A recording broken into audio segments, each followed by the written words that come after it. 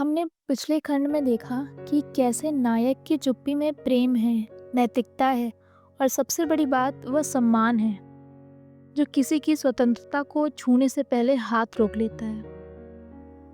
नमस्कार, स्वागत है आपका वन पेज ऑडियो बुक्स में।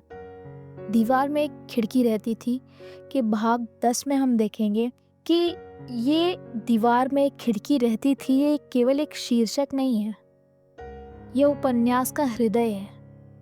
पूरे उपन्यास में यह खिड़की बार बार आती है, लेकिन वह कभी पूरी तरह नहीं खुलती। वह झांकने देती है लेकिन पार नहीं जाने देती। खिड़की एक प्रतीक है। खिड़की इस उपन्यास में 3 स्तरों पर काम करती है। पहला, सामाजिक प्रतीक।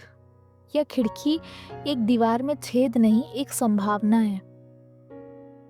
समाज की दीवार में वह दरार है जहां से कुछ हवा, कुछ रोशनी भीतर आ सके।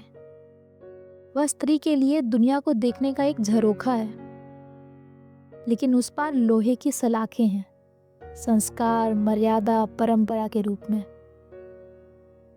दूसरा स्तर, मनोवैज्ञानिक प्रतीक। नायक के लिए खिड़की उसका अवचेतन है, जहां वह अपने भीतर से बाहर झांकता है, लेकिन बाहर नहीं जा पाता। वह सोचता है, देखता है, लेकिन कह नहीं पाता। वह उस खिड़की के पार एक जीवन देखता है जिसमें भावनाओं को आवाज दी जा सकती है, पर वह खुद केवल दीवार के इस पार बना रहा। तीसरा स्तर है काव्यात्मक प्रतीक। लेखक के लिए यह खिड़की केवल कविता का प्रवेश द्वार है। वह खिड़की है वास्तविकता और कल्पना के बीच, विलंब और गति के बीच, संकोच और उड़ान के बीच। खिड़की स्त्री की दृष्टि है। लड़की के लिए खिड़की बचपन से ही देखी हुई एक सीमा है। वह उसके कमरे में है, जहां से वह स्कूल जाते बच्चों को, आसमान को या बाहर की आवाजों को महसूस करती है, लेकिन वह कभी भी बाहर नहीं जाती। उसका बाहर घर के भीतर तय किया जाता है। जब वह विवाह के बाद दूसरे शहर जाती है तो वह खिड़की पीछे छूट जाती है, पर अब उसकी जगह एक नया नवाचार और बंद दरवाजा है, जहां से बाहर देखना और भी मुश्किल हो जाता है। उपन्यास के अंत में जब नायक लड़की के पिता के घर में अकेला खड़ा है और कमरे की दीवार में बनी खिड़की को देख रहा है, तब खिड़की अब वस्तु नहीं, स्मृति और संभावना बन जाती है।